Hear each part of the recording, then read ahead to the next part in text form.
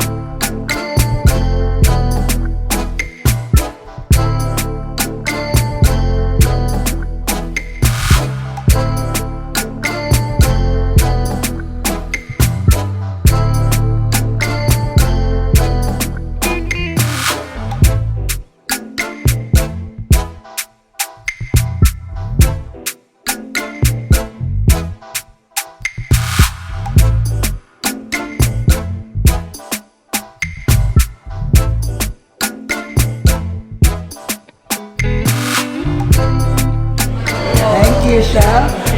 Just scrape the...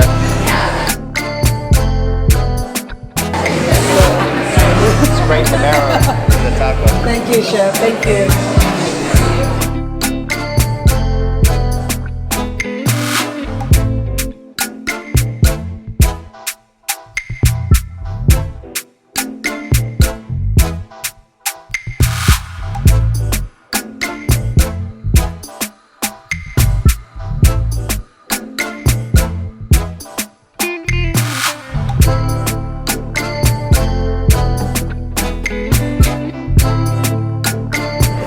Bone marrow tacos.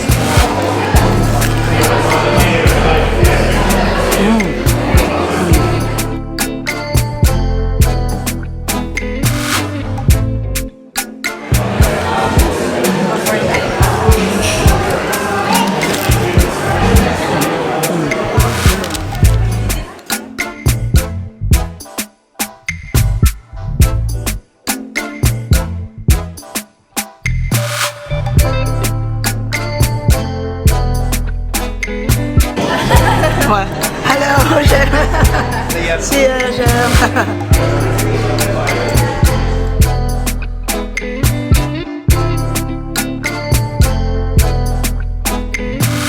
So this is birria tacos. Look at that.